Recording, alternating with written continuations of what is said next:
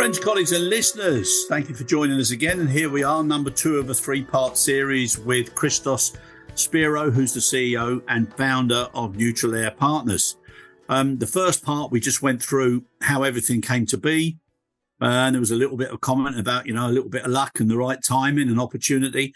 And we're now on the second part, which is all about the members and a little bit more detail. So, Christos, thanks very much for joining us again. Really appreciated. Thank you so much, Chris, for having me. It's been my pleasure.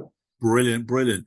So, Christos, after that little bit of background of the origins, and now we were talking a little bit earlier before we came online about the fact that it's now grown to, circa 400 members across 150 countries. I mean, that's a great bit of coverage there, huh? Great achievement. Thank you. Indeed it is. So now for that to happen, what extra effort or, how did Air Partners grow to make sure that it was able to have that sort of coverage? And what actually constitutes being a member and, what are the ins and outs of membership and the benefits? Okay, so first of all, I have to admit, because I've been in the business for many years, and I was never in a large multinational corporation. So I had to travel myself. When I was in China, I had agents around the world.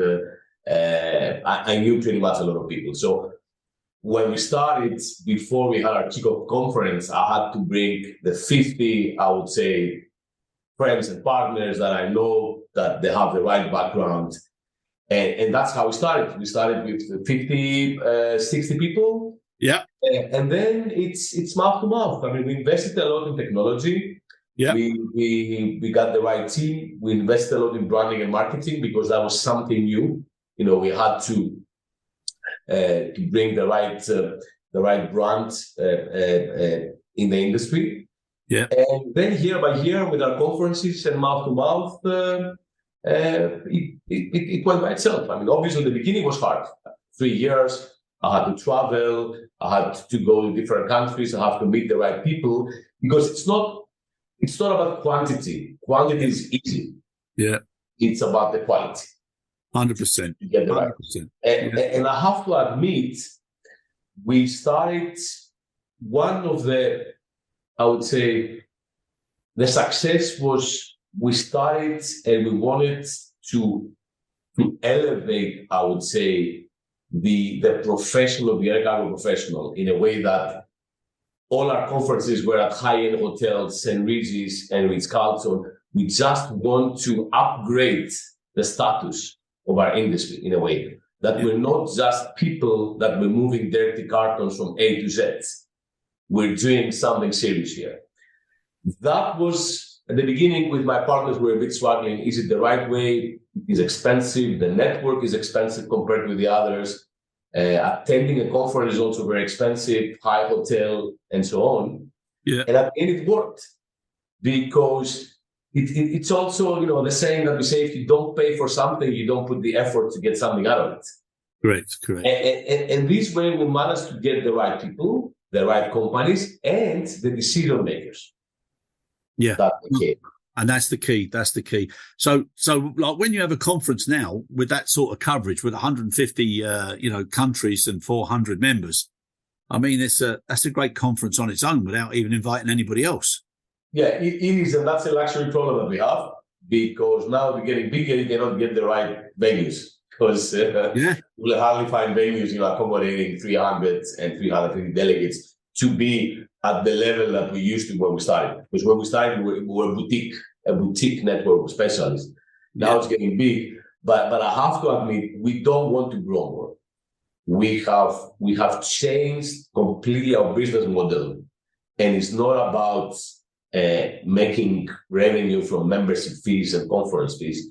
We've changed our model. We want to generate revenue from the products we develop within the network. Yes. And from the global agreements with the carriers. Yes.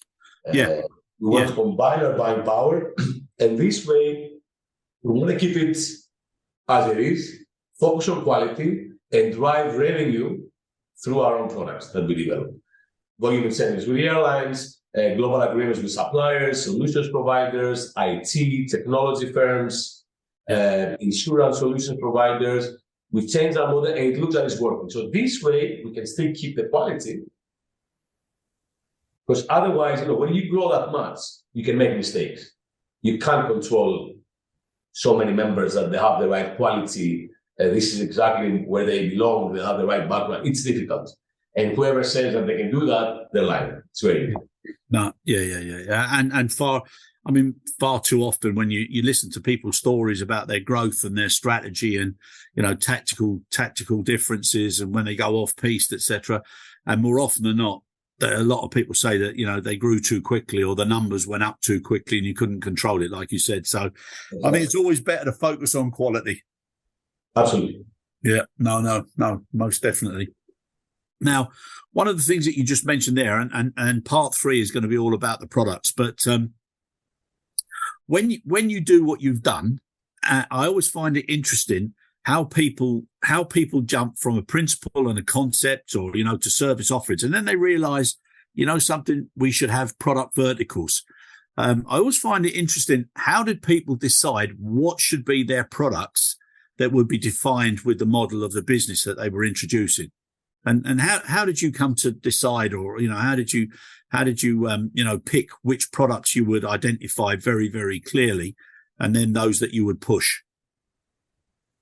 Well, when we started, because of China, as I explained, with the master loaders and the knowledge we had, the initial network was pretty much a group of neutral air freight wholesalers and consolidators, master loaders, and brokers to the trade.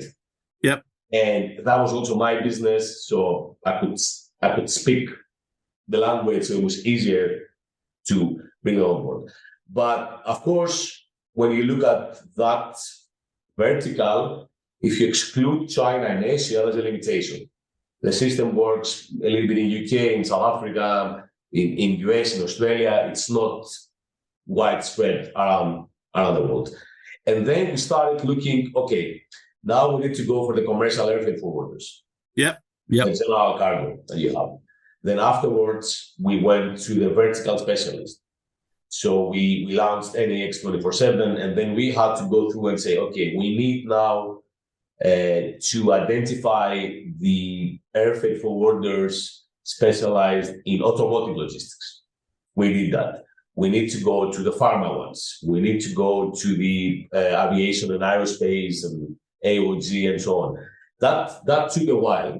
And now we have built up sub-networks and products that you can filter the specialist based on their, I would say, vertical expertise or commodity.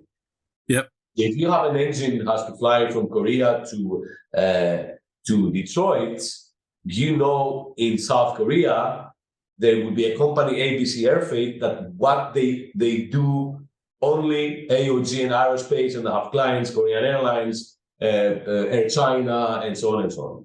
If you do have ships present transit and the vessel is in New Orleans and the supplier is in China, you will find a company that they focus in marine logistics. They know exactly what the supplier wants. They know exactly the urgency. Yep. How much money the vessel, if they stay at the port, they're paying every day if they don't have that spare part in time. Yeah. That took us, I would say, a little bit more, 2-3 more years to go into that. Yeah. And that's how we, in every country, we do not have, because we can have 10 members in one country. Yep. That's why we don't have a direct conflict of interest, because we have the consolidator, the general air freight forwarder, the local GSA, the charter broker, the shipper specialist, the specialist for the special events and entertainment logistics, and the pop and rock that is moving Madonna and all that. So not only we create competition, but we create opportunities. Yes. For those members in their own country. You can learn from the others and acquire extensive knowledge for creating new products by attending the conference, by becoming a friend and a partner, all of these. We see, for example, in China, they do more business, the Chinese together, than they do with international. Because they know that Chris is the number one on IAG cargo, and they have a BSA of 1,000 tons a month. and I am the number one on Air New Zealand to Australia, and we swap space. I give you space, you give me space, you give me access to an airline to develop a new trade lane, and so on and so on. So that was really difficult. Very difficult to say in one country you have 10 different members, and there is, I wouldn't say 100% no competition, because there is also, I would say, a very bad habit or a trend that the air freight forwarders, they will tell you, oh, I'm doing everything, which is very bad, because nobody's doing everything. Of course, I can stay from home and doing everything. I have the suppliers to, but in reality, what is it that we really do? Yeah. And again, it's like an old adage. I remember my grandparents used to say, they say it's something to be jack of all, but it's very important, to be master of something. And when we're in the business, obviously we're moving, as we said, vertical from A to Z, but we need to focus, and that's the only way in that industry the small and medium-sized enterprises can survive. Focus on one vertical, on one commodity, on one trade lane.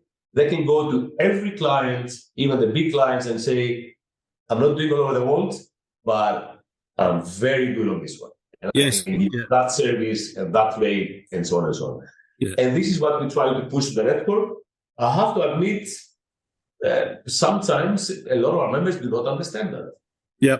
But the market actually proves itself that that's the only way the small and medium-sized enterprises can survive. They have to focus. Yeah, no, you're right. And something I wanted to ask you. Obviously, everybody's talking about digitalization now. So for you to have got a digital platform that caters for consolidating all of that data and information and specialization, I'm sure that's been crucial to the success. It is. So before we even launched the Neutral Air Partners to the market, we invested a lot in our portal, in our IT, mobile app, to be able to filter the right experts for the right trade lane, for the right airline, that they have a specific strength on a specific airline or a trade lane or the vertical. That's how we started. So since we went live, we had something. Yep. On top of that, obviously we're not a technology firm, so we partnered with technology firms that we interface the systems with our members. So we do have, for example, our rate engines and booking portals, where all the members, they can share rates live with each other. We have insurance solutions. We have automated cargo claims. We have, it's not our own products, but we manage to interface them with our portal. So we're offering a total solution to our member. Obviously, they're not obliged to use all of these products, but the moment they join, they have a kind of a dashboard of IT solutions that they can choose. No, that's good. No, that is good. Maybe they don't need a TMS, but they need a QMS, or they need this one or the other one. They're flexible to choose from all of these digital solutions that we're offering. And it's easy enough to connect. So open APIs, or it's easy. Exactly. Now it's much easier. Yes, in our days, I have to admit. Yes. Yeah. No, that was always a problem in the past, but it seems to be very easy now, to adapt. And it's a lot more open, isn't it? People are more confident with sharing their data. Exactly. Absolutely. Yeah, which is, well, that in itself is crucial enough. Right, sir. We have now completed part 2. So part 3, what we'll do is I'm very interested in how you identified and, what's behind each one of your NAX, NAV, NAF, NEC, and NEX. So I'm really looking forward to that. So again, Christos, thank you. That's part 2, and I'll see you very shortly for part 3.